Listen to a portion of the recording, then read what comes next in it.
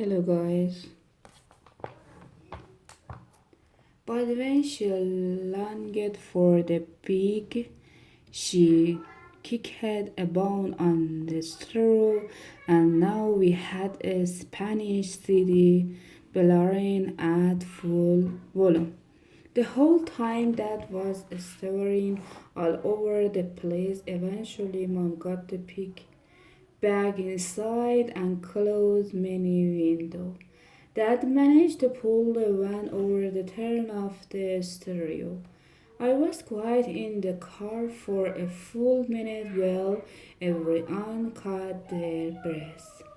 Dad was really mad that we messed up his business all call and he let us know it.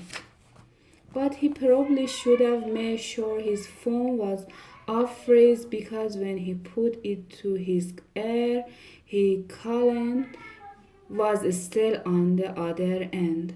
After that work call disaster yesterday, he and Mom had a long talk outside the car. Then they got back in and we drove in silence for a while.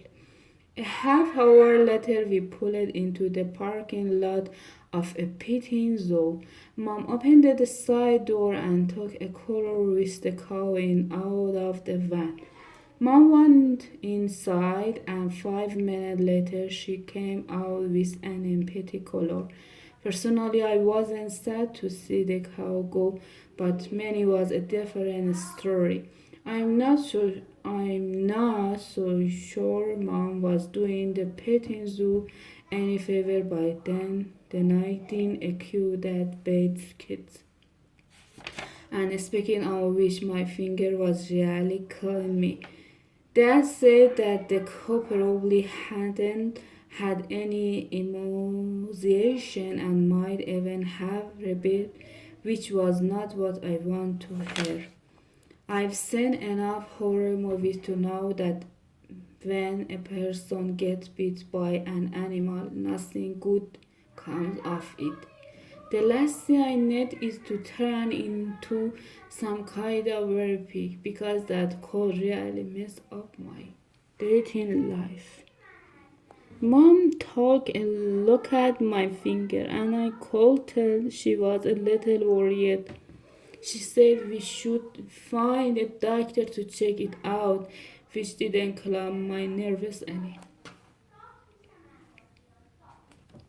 Mom tried to find an emergency car placed on the GPS, but there was nothing within a 50-mile radius. But she did find the venture office 5 minutes up the road. She said a veterinarian would have the same stuff as a regular doctor, but a vet could actually be better because they might know a thing or two about pig bites. I honestly thought Mom was joking around about this vegetarian thing, but she was dead serious, and a few minutes later we pulled in the two parking lot. Mom talked to the reception at the front desk while the rest of us wait on a bench. A minute later, come back with a clipboard and some paperwork to fill out. All they can say is, I hope this stuff doesn't get filed on my permanent record because if it groups up later in life, the call up embarrassing. Aunt's mom handed in the forms.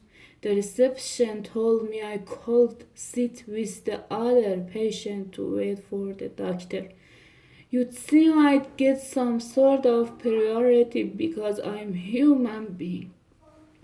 But I got put behind a crumble that had a slow a cigarette and a cat that got its face stuck in a yogurt container.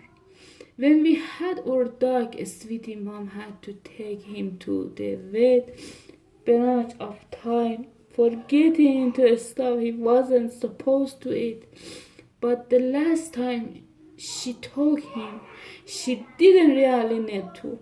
Mom had found a bunch of empty cell phone wrappers from a pack of hoppy pie in the laundry room, and she figured Sweetie had eaten them. Apparently, chocolate is like poison to the dog, so Mom rushed him to the vet to get his stomach popping.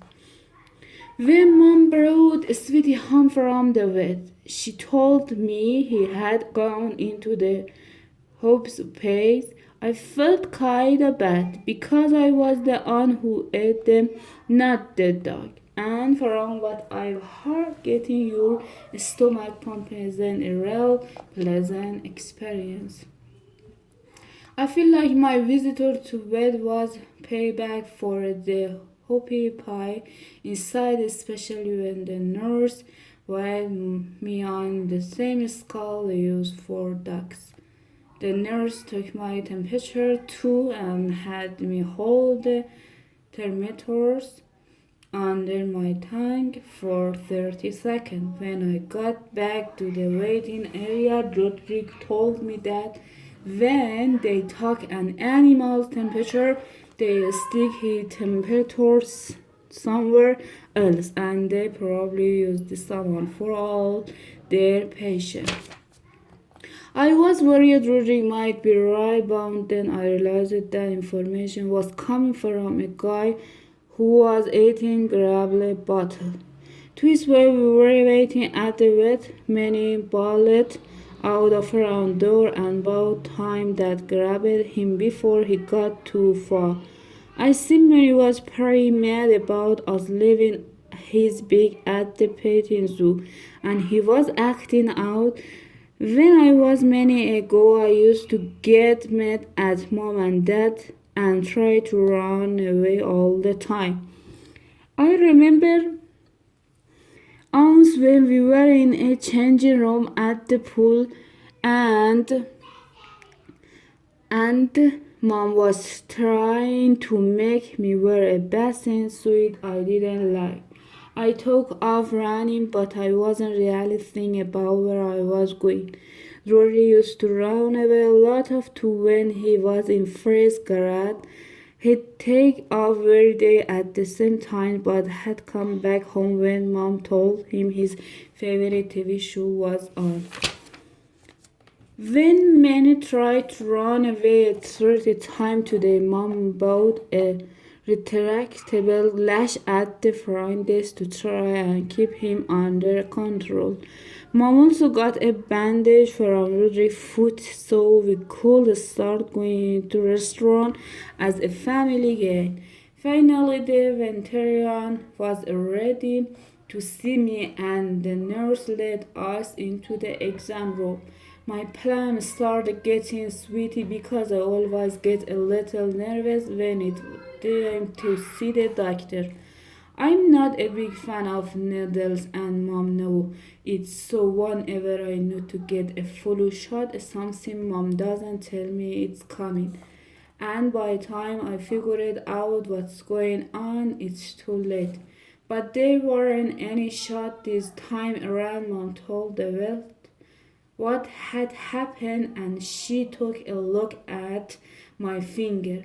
The vet said there was nothing to worry about. Nice the pics. This hand broken the skin. She put some antibacterial ointment on my finger just to be soft and then sent me on my way. I gotta say, I was pretty impressed by a whole veterinarian experience. The doctor was no nonsense and didn't ambush me with any needle. I figure when we get back home, I might research some veterinarians in our area. I'm not saying definitely go to make a switch, but I don't want to say what my patient or after that spend some time trying to get the gum out of the sunroof with a pesticide. It was too busy and eventually she gave up. that didn't like not being able to close the sunroof, so he drove around trying to find a Mexican who could fix it. But nobody he talked to would do it for under $100. So they went to grocery store and bought some cell phone and do tap and he fashioned his own sunroof.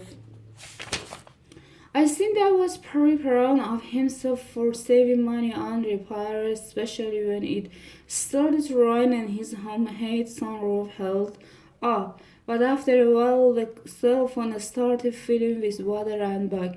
Eventually, the whole thing gave away under funds. I was glad to be sitting in the back. We parked under the overpass and waited for a rain to clear out well. Manny and Rory changed into some dry clothes. The trip was a total disaster up to this point, and even Mom was ready to admit it. She said it probably wasn't such a good idea to do everything according to the amazing, and that if we switch things up a little, maybe we could turn the tribe around. Mom said that from then on we'd go whenever the road took us and we'd make decisions as a family along the way. She said the rest of the tribe could be like to choose your own adventure book. I always like this book because I'm very happy you get to make a decision that changed the story. The problem is I never seem to make a choice that gets me to a happy ending. In fact, it seems like no matter which choice I make, is always the wrong one. I wasn't too sure about Mom's new approach, but I figured honestly it was an improvement. And as long as I didn't get bit by any more pigs. After rainstorm passed, we got back in the car and gave Mom idea April when we reached our freeze instruction. She asked everyone if we should turn right or left or go straight. So we held a vote. Mom and Rodrigo voted to turn right, and that's what we did. And when we got to another instruction, we voted again, and this time we turned left. We drove into this little town that had two restaurants, and after we voted, we went to one that ended up having the best apple pie I have ever tasted in my life. In fact, it was so good we ordered the second one. Mom was really pleased with herself for coming up with this new approach and said he was gonna ride into family frolic and tell them about it. The only person who wasn't having a good time was May, who still seems upset about the big mom kept the lash on him even while we were eating to make sure he didn't try and run away again. After lunch, Mom asked me to take Manny to the bathroom, which only bad on toilet in there, so I waited outside for me to do his business. Manny was in there for a while, and I started wondering that was taking him so long. I finally opened the door and he was going. Luckily, that saw Manny through the front window of the restaurant and scooped him up before it was too late. Because if there had been another minute or two, who knew how far it wouldn't gotten. He got back in the van. His mom strapped Manny into his car seat.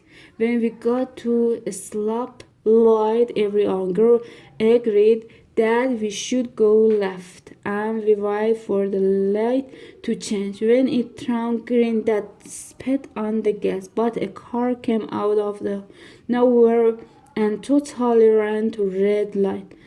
That laid on the horn, but the driver just kept on going. Then another car ran the light, and then another. It was like nobody even noticed that the light was red. That was getting pretty frustrated, and when he saw a gap between two cars, he put the pedal the floor and hung in the left. The barley squid in front of the next car, which also ran their light. When I looked back at the car behind us, I noticed something weird.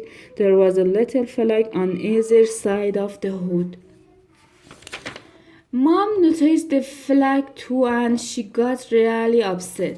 She said the vehicle behind us were part of the funeral procession. She explained that during the funeral, cars are allowed to go through red light on their way from the church to the cemetery so they can all stick together. And now with gone and cut off line of cars. Dad was getting panicky that all the car behind our van were now following us, and he tried to shake them off our tail by making a few quick turns. I didn't work through that. Dad said he was gonna get back on the highway and try to lose the car the way. But Mom said the last we could do was let two people behind us to the cemetery. So Mom taped cemetery into GPS and was on just a few blocks away. We drove through the gate and parked along the side of the path. Everyone who was following us get off their cars, but they seemed confused. I looked at the gravestone and it was clear what had happened. Apparently the GPS trade all cemetery the same, and it had taken us to the pet cemetery. That's enough. Rest off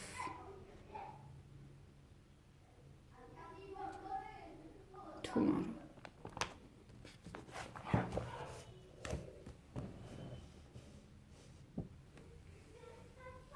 Bye bye.